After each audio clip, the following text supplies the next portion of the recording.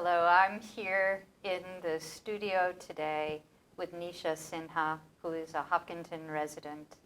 And Nisha worked doing the type of job I'm doing now as a journalist in years before in India. So Nisha comes from a journalism perspective as well as now a Hopkinton resident who is balancing two cultures perhaps and different perspectives, about to celebrate Diwali, and is a mother of two and has many interesting stories to share. So I look forward to talking with her and invite you to join. Hi, Nisha. It's wonderful to have you join me today at HCAM Studios. I have known you for maybe a half a year now, gotten to meet you in town. And I know it's a really busy time for you. I was just hearing how it's just about, we are in the midst of Diwali, the holiday. And you made time to come and sit here in the studio today, but it sounds like there is a lot going on now. Thank you so much, Cheryl. It has always been a pleasure to be with you and to have these conversations. So I was looking forward to meet you today and talk to you. Yes, it's a festival time. We are in the middle of prepping up for Diwali. But it is always a pleasure to sit with you and have these profound conversations. So I look forward to our conversation today. Yes, well, maybe we can talk about Diwali a little more later on. First of all, I know you had just commented, this is the first time you have been in the interviewee seat because you have done your share of work as an interviewer, as a journalist when you lived in India. And I think that's very interesting. I'll be curious to hear how that feels for you. But also, I wonder if you could talk a little bit about your experience, what you did, what kind of news you worked on in India, what you learned from that work. Wow, it's like taking me back to those days when I was much younger and raring to go. So I started my journalism career in 2005, and CNN IBN was being launched by Network 18 in Delhi, in the capital city of India. And that's where I started my career into the journalism. And yes, I have always been in the other shoe. This is the first time I'm sitting on the other side of the fence. So I feel happy sharing my perspective. And yes, I do miss those times. I learned a lot. I saw a lot life from a young girl's perspective into such an incredible and extensive career of journalism. And I gained such profound perspective of my life that helped me shape me the kind of person that I am today. Very strong, opinionated,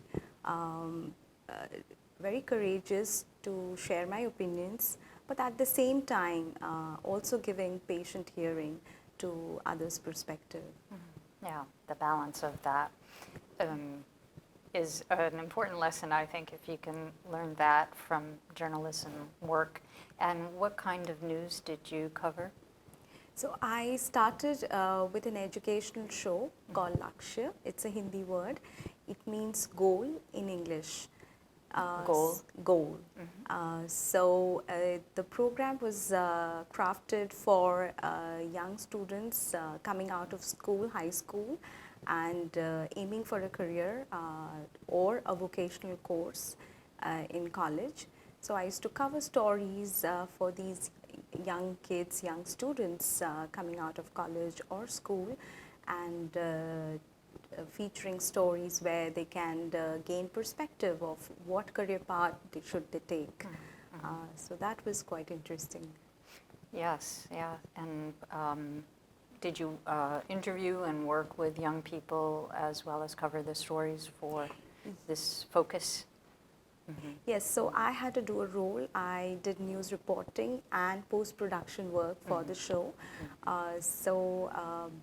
My stories included everyone or anyone pertaining to the career path that the students want to take, right from mainstream career of engineering or medical profession, or the armed forces, or the vocational career into manufacturing. So yes, there was a lot of options that I was able to explore and do stories on. Well, it sounds very interesting. It makes me think of a time when I think our school system in Hopkinton had something called Career Day or Career Week, where people from community would come in and talk about different careers. It was like a career fair for young people in the middle school to learn about different types of occupations in the world. And a great diversity of them, and just have that in their mind as they're going forward into high school and then beyond. So I was invited to be a part of that, and loved learning from listening to other adults in the midst of work, as well as from young people assimilating that information.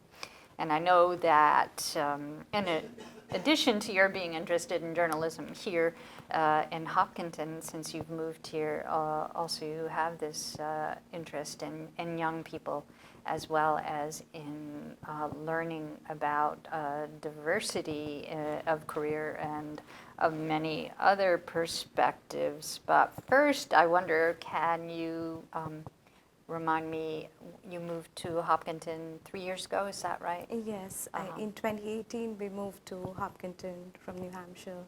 Okay, and you had lived in India. Did you move from India to New Hampshire? So it's a long story. Long story. Yes. So in 2013 we moved from India to US, and Ohio was the first state that we lived close to 3 years, and then we moved to Nashua in New Hampshire, and from there we moved to Hopkinton in 2018. So it's been a long journey circling around the world. I see, yes, and different types of places to live, I would think, between New Hampshire, Massachusetts, and Ohio. And for you to have this experience of adjusting, making accommodations as you move from across the world, really, first, and then to different states as well. And what drew you to Hopkinton to settle here? Yes, so my husband is working in Quincy, so it was quite a long journey for him, and we were looking to settle down and pick a spot for our children. A very good school district for them, easy travel, and I was also looking forward to return back to work. And from our little research and talking to our friends, we were able to find out that Hopkinton is very upcoming, and it is welcoming diversity. So, and it's very quiet, it's not very commercial, and it has all the commercial towns nearby. So that was a very organic decision to come and settle here. And we are glad we chose Hopkinton as our home. Well, I am too, for the opportunity to get to meet and know you, and wonder what is important to you about community. And you mentioned a welcoming community as well. Being a parent, yes, and coming from a different state, and then a different place in the world, a continent as well. Yes. What is important about community? I think the feeling of being welcomed, feeling of belonging, that is very important, or that's the very core of a harmonious community for me, where we can have open conversation, where we welcome each other's perspective. So that's the idea of community for me. Yeah. I know that you also have sons. You are a parent now, and you've been involved with the schools as well as parenting. And what has been an adjustment, maybe, as well as what has been positive and of growth and connection in being a parent coming into Hopkinton and this community. Wow, there are more than one aspect, I should say, and I must say that we've been really lucky that not just for our children, but even for us, Hopkinton has been the most important decision of our life. As far as children are concerned, they are having a perfect balance, staying connected to our roots, to our own community. Yes, they are seeing the culture, and at the same time learning about America, where they are born and they are being brought up. So accepting the two culture with an open heart, I think I couldn't have imagined a better place than Hopkinton. And Hopkinton School District is so amazing. I have worked there as a substitute teacher. That's right. Bravely stepped in and took work as a Yes. substitute teacher. Yes. So I got to see what diversity is at the grassroots level of a community or a town.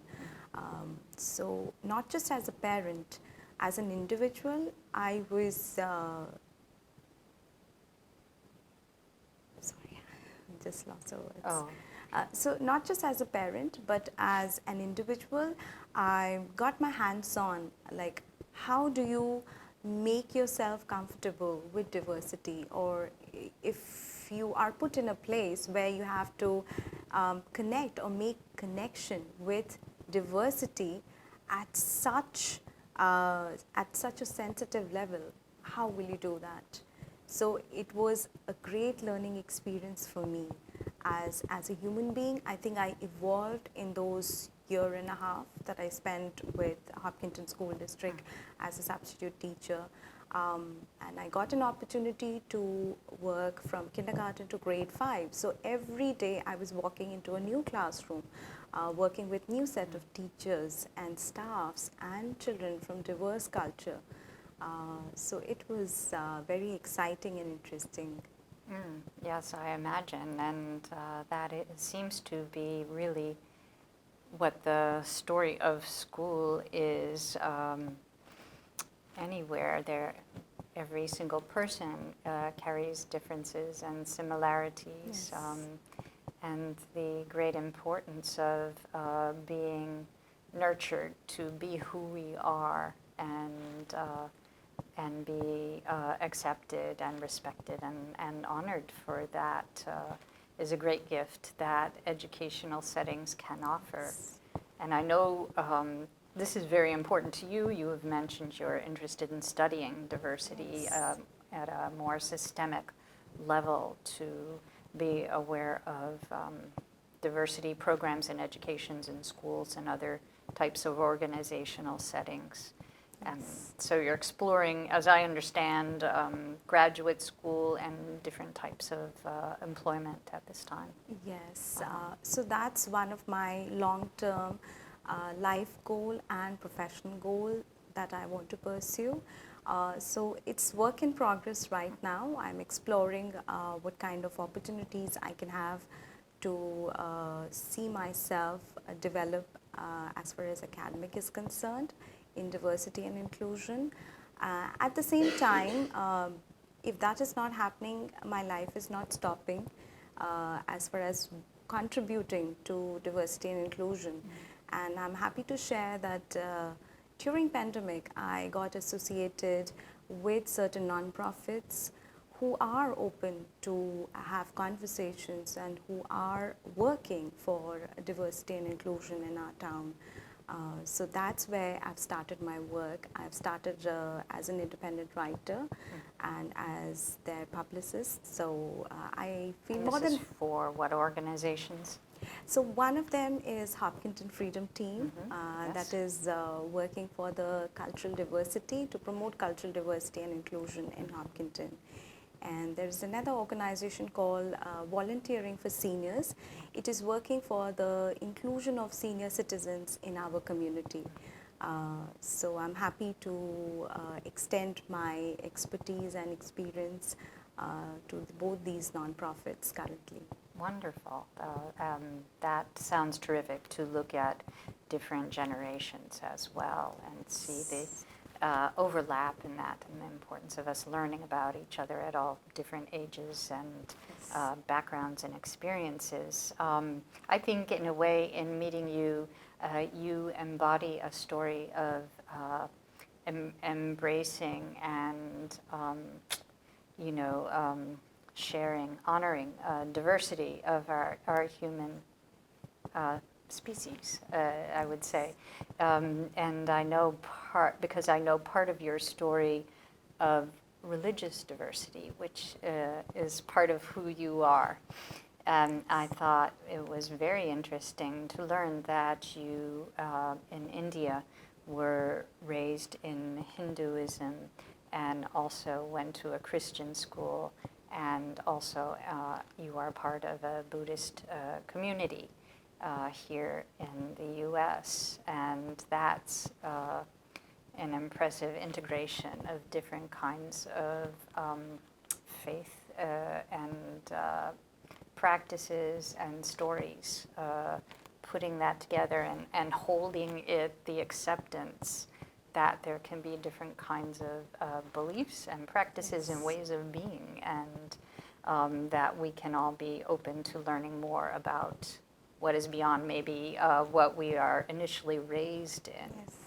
And, I'm thinking about my own story in the question I want to ask about that, in growing up in the time of the 60s that I was, and that in some way people would say there was a lot of change looking at civil rights and eventually women's rights, and opening up to identifying discrimination and racism and things like that in the culture, but still having a lot of work to do. And in that time, perhaps people being raised and thinking we've gotten past that problem, but actually there was some and is so much work to do in that.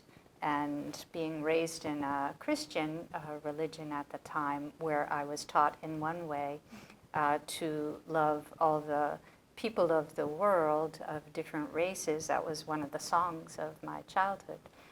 But also being aware in my growing up religion, there was also a message, but everybody needs to convert to my religion that I was growing up with. That's how I understood it as a child. And that we can sometimes have a certain mind of only what we know of one context, and if we don't meet other people and learn other ways of being, it can seem pretty limiting that everyone should be just like us.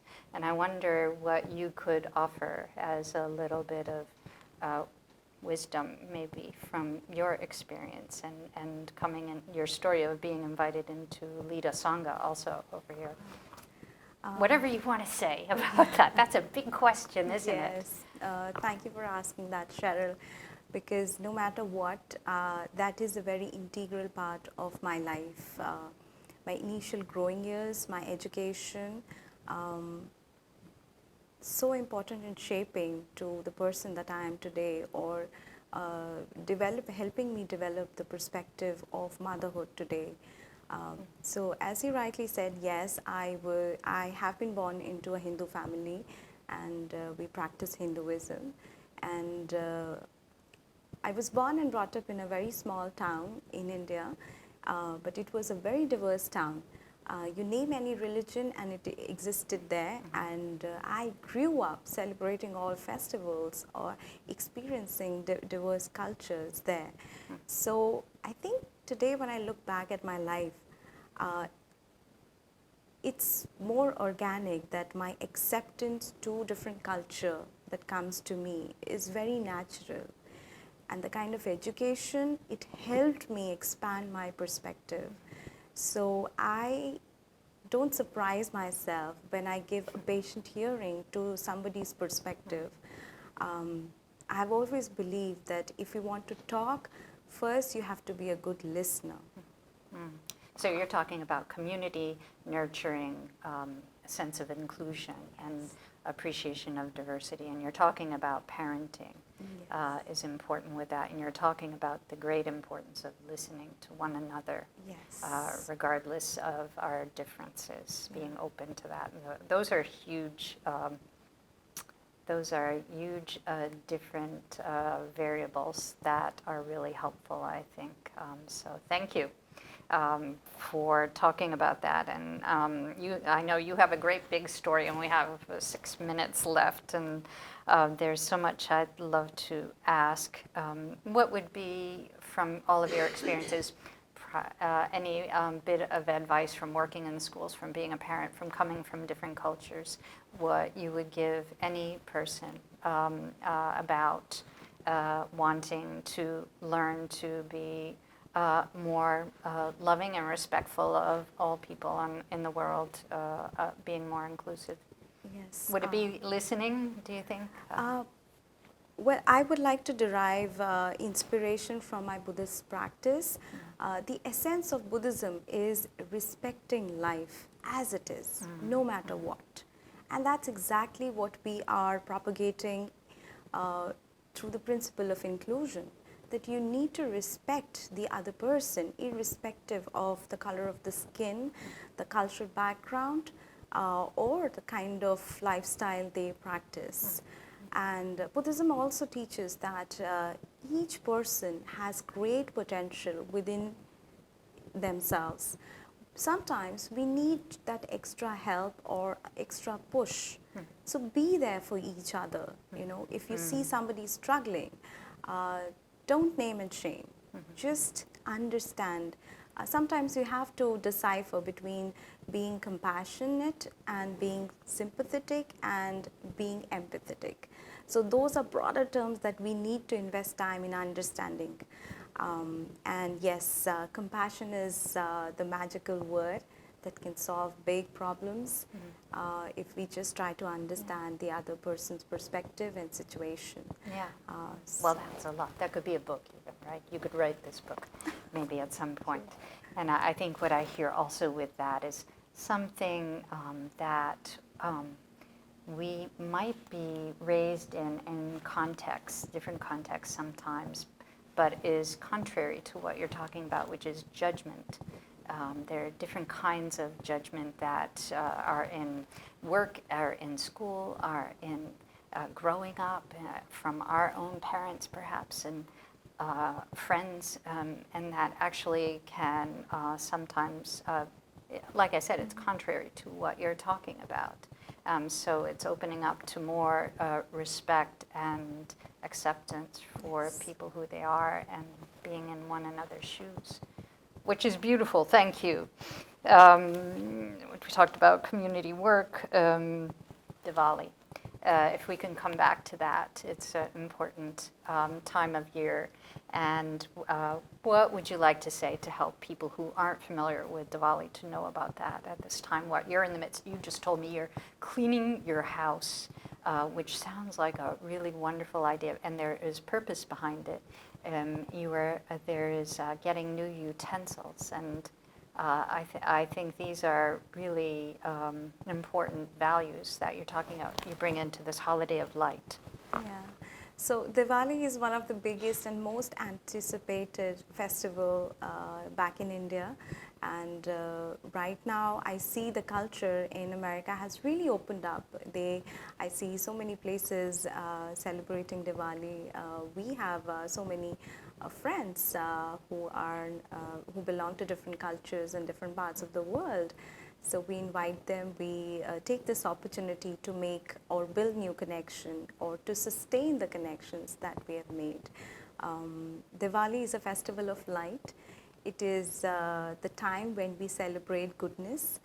It is the time when we remind ourselves that there is light at the end of the tunnel. There is hope after every dark night, there is a day to look forward to, and that's what Diwali signifies. Really important Yes. this year, I think. Yes, Yeah, and especially the time of pandemic that we all have survived. Mhm. So we do look forward to hope and prosperity and health and wellness, not in just our life, but in our community, in our surrounding. Mhm.